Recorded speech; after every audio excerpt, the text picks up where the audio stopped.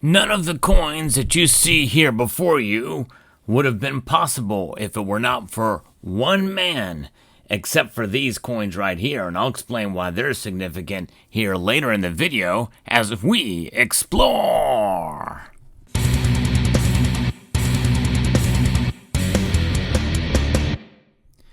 If you're a coin collector, well, more than likely you have been influenced by a legislator from Delaware who has had a profound impact on coin collectors and also for those of us who enjoy bullion as well, and that is Delaware legislator Michael Castle.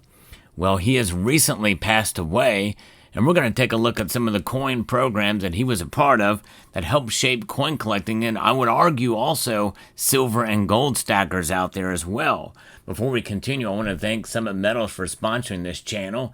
They got a great selection of products, excellent customer service, and fast shipping. So elevate your wealth with Summit Metals.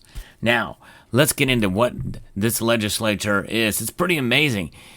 His legacy and also his contact and his connection to American history is quite profound indeed. I didn't know this, but Coin World is reporting that former Delaware governor and past Delaware Congressman Michael N. Castle, whose tenure on the U.S. House Committee on Financial Services included spearheading legislation resulting in the circulating commemorative 50 state quarter dollars and Sacagawea dollar programs, died earlier this month in Greenville, Delaware, at the age of 86 after a lengthy illness.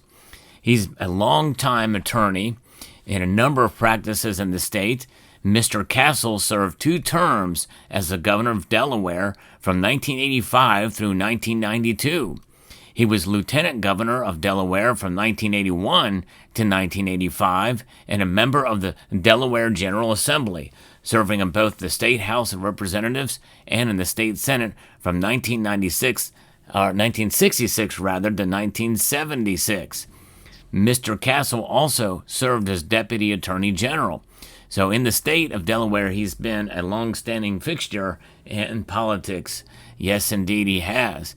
But he also served as Delaware's lone congressman from 1993 to 2011. That makes him the longest-serving U.S. representative in the state's history. Wow. Now, on October the 6th, 2009, Mr. Castle announced his candidacy in the 2010 special election for the seat in the United States Senate held by Democrat Ted Kaufman. Kaufman appointed by Governor Ruth Ann Minier to fill the vacancy created by Joe Biden, who resigned to become the Vice President of the United States, was not a candidate in the election. The election determined who would fill the balance of Biden's term, which ended on January the 3rd, 2015, in what was considered one of the most surprising election results of 2010. Mr. Castle lost the Republican primary to Christine O'Donnell.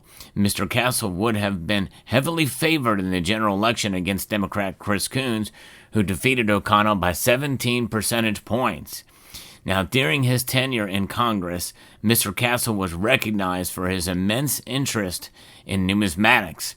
In 1996, Mr. Castle drafted and introduced the legislation that created the American Eagle Platinum Bullion coin, first introduced in 1997. And here's an example of that series. This is a 2020 Platinum Eagle, and of course it is pretty amazing to see that platinum coins are now as part of American lexicon or the American numismatics as well.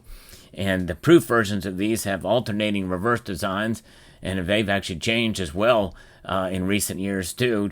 It is quite an amazing program to be a part of for sure. Started in 1997, and it is the second newest platinum or precious metal program ever with a different metal ever formed. The newest is the Palladium Eagle program that started in 2017. But really, really cool indeed that he was instrumental in getting that done and into the bullion hands, into the part of bullion history here in the United States and around the world. Because I don't know how many other mints had bullion platinum coins. I know the Royal Canadian Mint, I think, had them before that, if I'm not mistaken. But I'm not sure. But maybe not. Maybe the United States was first in that area. I don't know. Haven't done the research on it. But my guess, if that is the case, then that would be a first. That would be very nice if the United States Mint was a first on something. Of course, a lot of these coin programs do require legislation before they can be enacted.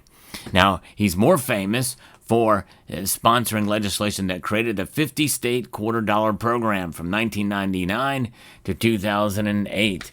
And here is a Massachusetts state quarter. Yes, indeed, and it came out in 2000. I remember these when they first came out, and how excited I was to see the Delaware, which is the first state, and so they were releasing the order that they were issued. I don't have one of those quarters here, but that was the Caesar Romney riding the horse. A beautiful quarter design, probably one of the better designs of the whole series. I remember when that coin circulated. It was the first time that we'd seen the quarter change since 1932. So it was nice to be able to see that, and it excited a lot of collectors out there, including me. Yes, indeed. That program ran through 2008, and then in 2009, they did the territories as well. And but then the Sacagawea dollar. That's right. Let's take a look at a Sacagawea dollar here. This program was also quite profound, and so he was instrumental in that. That created this, that ran from 2000 to 2008. Of course, this is kind of a gnarly version of the Sacagawea dollar. This is the latest part of his legacy, a gold version that was created and issued by the United States Mint. And this thing has all but sold out. And this is a copy of it in its original design. The only difference is the rim is much narrower, as you can see. On this version, the rim is much narrower, and the design is actually wider. It's a larger design to fill up that space on the same diameter planchet. Yes, indeed. So that is what's different there. This is the pure gold, 4/9 fine gold, and you may remember I talked about this. I think I got it wrong as far as the makeup, but a 22 karat version of this coin was sent into space in 1999. And that was pretty cool. That was done. Those samples have only been shown once in public. Then they've been put back into Fort Knox, is where they reside now. But it'd be nice to be able to see what those look like, and to see, yes, indeed. But nonetheless, there it is. That's the latest example of Mr. Castle's legacy here. And he lived long enough to see that being issued by the United States Mint. Don't know if he was able to get one, but would have been kind of neat if he did. And then the next, he was also a part of the legislation that created the presidential dollar program. Yes, indeed. Here is a Lincoln dollar. These were intended for circulation, but they didn't circulate very well, just like the golden dollars did before them. So now they're NIFC, not intended for circulation.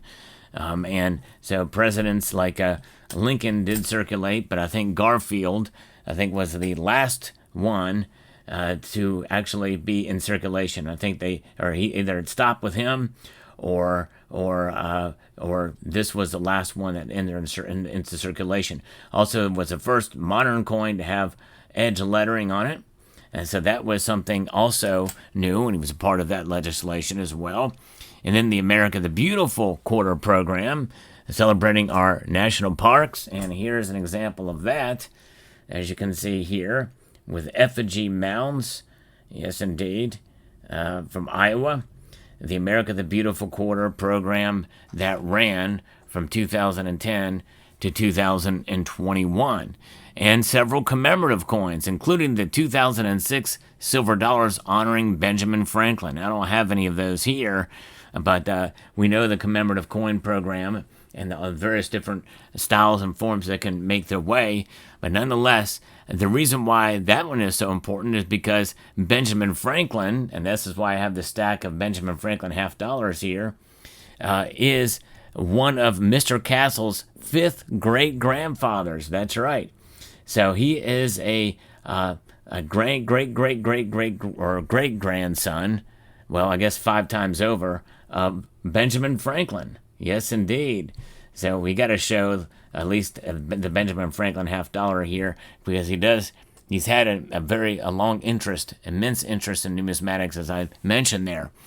Mr. Castle drafted one sentence of the 1997 Omnibus Consolidated Appropriations Act, notwithstanding any other provision of law.